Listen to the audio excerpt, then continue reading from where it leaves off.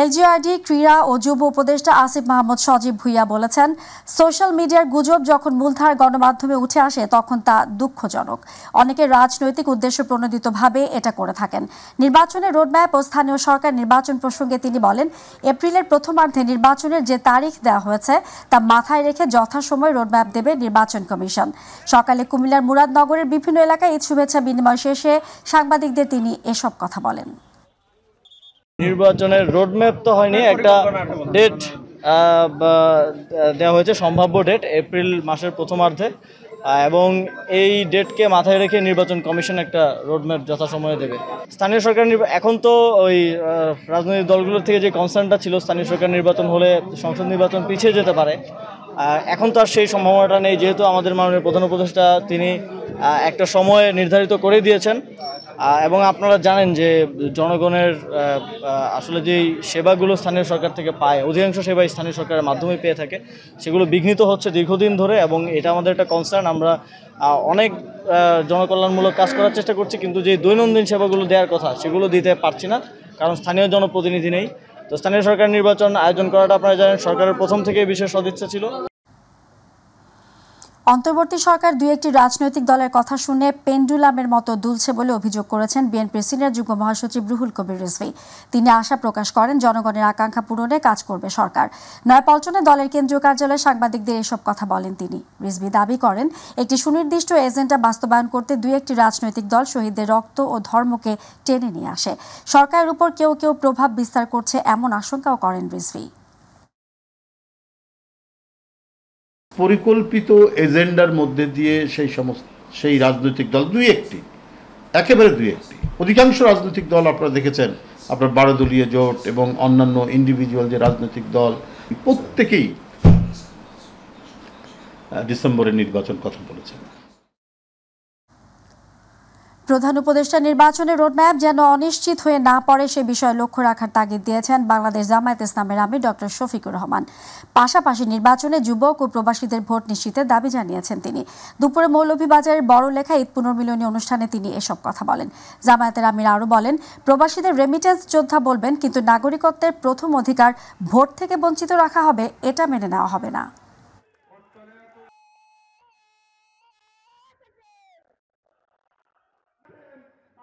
প্রধান উপদেষ্টা বলেছিলেন ডিসেম্বর থেকে জুনের ভিতরে দেবেন।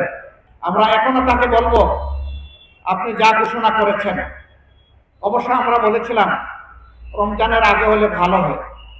যদি একান্ত কোনো কারণে আপনি মনে করেন কিছুটা পিছাতে হবে, অবশ্যই এটা এপ্রিলের পরে হওয়া উচিত নয়। দেশের আবহাওয়া এবং সার্বিক বিষয়কে বিবেচনায় নিয়ে তিনি ইতিমধ্যে একটা ঘোষণা করেছেন। আমরা তাকে অনুরোধ করব যে কোনো মূল্যে আপনার ওয়াদা আপনাকে রক্ষা করতে হবে। এই নির্বাচন কোনোভাবে যেন অনিশ্চিত হয়ে না পড়ে। ট্যানারি শিল্পকে এগিয়ে নিতে কাঁচা ওয়েট ব্লু চামড়া রপ্তানির সিদ্ধান্ত নেওয়া হয়েছে এবং এই শিল্প টিকিয়ে রাখতে যা করার দরকার সব করা হবে বলে জানিয়েছেন শিল্প মন্ত্রণালয়ের উপদেষ্টা আদিলুর রহমান। দুপুরে সাভার হেমায়তপুরের বিসিক শিল্পনগর পরিদর্শন শেষে হলরুমে ট্যানারি মালিকদের সাথে মতবিনিময় সভায় তিনি কথা বলেন। আদিলুর রহমান এ সময় আরও বলেন, ট্যানারি শিল্প খাতের খারাপ অবস্থার কারণে যারা দায়ী তাদের বিরুদ্ধে ইতিমধ্যে ব্যবস্থা নেওয়া শুরু হয়েছে।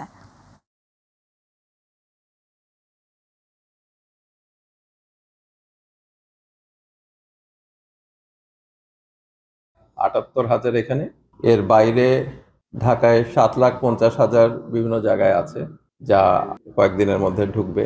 আমরা চেষ্টা করেছিলাম চামড়ার সংগ্রহটা যেন এবার ভালোভাবে হয়, যেন মূল্যটা যত দূর সম্ভব আমরা নির্ধারিত যেটা করেছি সেই অনুযায়ী পান।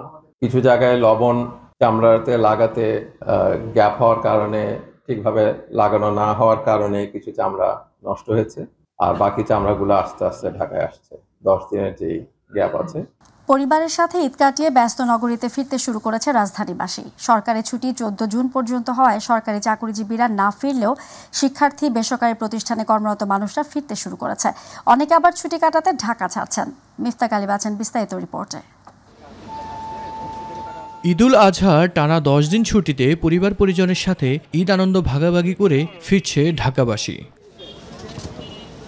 5 জুন থেকে 14 জুন ঈদ ছুটি থাকায় সরকারি চাকরিজীবীরা না ফিরলেও ফিরতে শুরু করেছে বেসরকারি চাকরিজীবী সহ শিক্ষার্থীরা। পরীক্ষা শেষ হয়ে গেছে, আমি কিছু অনেকদিন আগে এর জন্য তাড়াতাড়ি ব্যাক করেছি, কারণ কিছুদিন পর অনেক ভিড় হবে, যেহেতু সবাই ঈদ করে ব্যাক করবে সেজন্য চলে আসলাম তাড়াতাড়ি, একটু প্রেশার কম থাকে আগে আসলে, আর আজকে ট্রেনও মোটামুটি তাড়াতাড়ি এসছে। কর্মব্যস্ত জীবন, আসলে পড়াশোনা শেষ করে চাকরি বাকরি করা হয়, ছুটি কম, টিকিট পেয়ে গেছিলাম, আগেই চলে আসছি আর কি। আমরা রাজশাহী থেকে আসছি।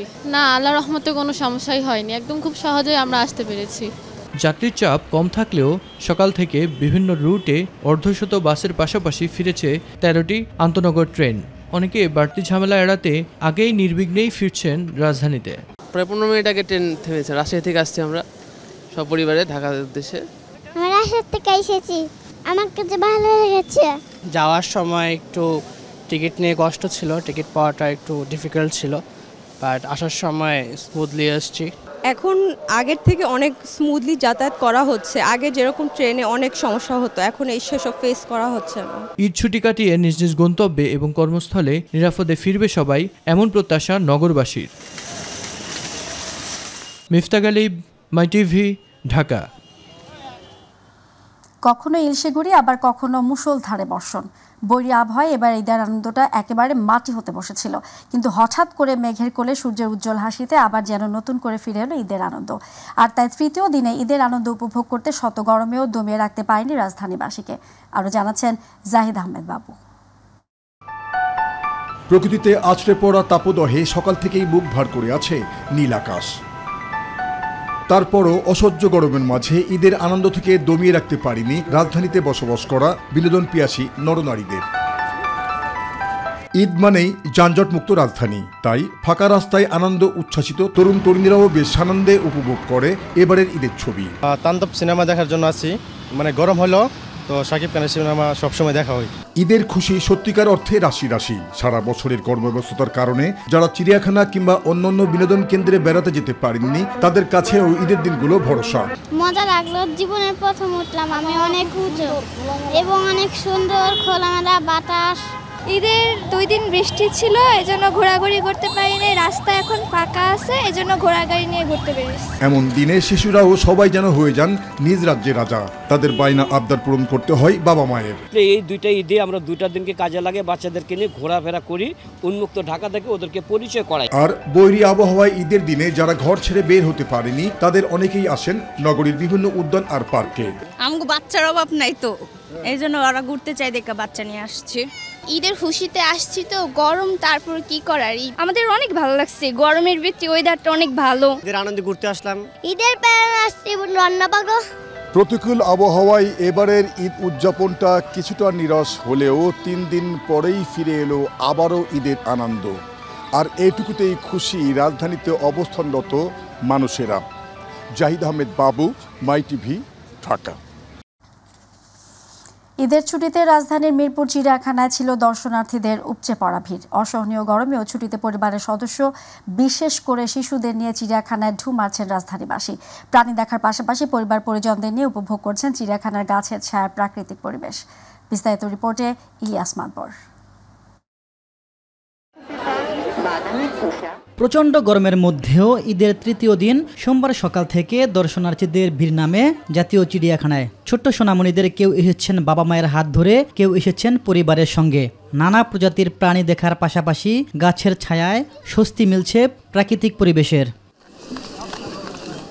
চিড়িয়াখানায় সামনাসামনি বিভিন্ন ধরনের প্রাণী দেখে উচ্ছ্বাসিত শিশুরা। ভালো লেগেছে, খুব ভালো লেগেছে, সামনে সামনে বাঘ দেখতে খুবই ভালো লাগলো। এখানে আমার সব খুবই ভালো লাগছে। আমি হরিণ দেখেছি, বানর দেখেছি আর পাখি দেখছি। বাবার সাথে আসছি, আমি এখানে অনেক কিছু দেখছি, আমার অনেক ভালো লাগছে। শিশু কিশোরদের প্রাণীর সঙ্গে পরিচয় করিয়ে দিতে অনেক বাবা মা সন্তানদের নিয়ে এসেছেন চিড়িয়াখানায়। ঢাকা এবং আশপাশের জেলা থেকে মানুষ আসছেন পরিবার পরিজন এবং বন্ধু বান্ধবদের নিয়ে। চিড়িয়াখানা তো আসলে বাচ্চারা অনেক ধরনের জীবজন্তু দেখে, তাদের একটা মেধা বিকাশের একটা সুযোগ থাকে। বাচ্চাদেরকে নিয়ে আসছে, ওরা আসার জন্য অনেক বায়না করতেছে। এখানে অনেকগুলো প্রাণী আছে, দেখার জন্য আকুল আবেদন করছে। পরিচয়, হ্যাঁ, প্রাণীদের সাথে পরিচয় করাই দিছি। আমার বাচ্চা এগুলো দেখে শিখবে, অ্যানিম্যালের সাথে ওর অনেক কানেক্ট, এই জন্য আমরা নিয়ে আসছি ঈদের পরে ওকে দেখানোর জন্য। চিড়িয়াখানা নিয়ে দর্শনার্থীদের অভিযোগেরও কমতি নেই। তারা বলছেন এখানে ঘোরার কোনো পরিবেশ নেই। প্রচণ্ড গরম, বাচ্চার পোশাক খুলে চেঞ্জ করে এখন গেঞ্জি পরাইছি, হাঁটা যাচ্ছে না, আবার বৃষ্টি আসতেছে, পরিবেশ খুবই ভয়াবহ। বাঘ আপনার যেখানে 3-4টা থাকে সেখানে একটা, আপনার ক্যাঙ্গারু মাত্র শুধু একটা, হরিণ আপনার প্রথম যেখানে দিয়ে ঢুকলাম সেখানে একটাও হরিণ নেই।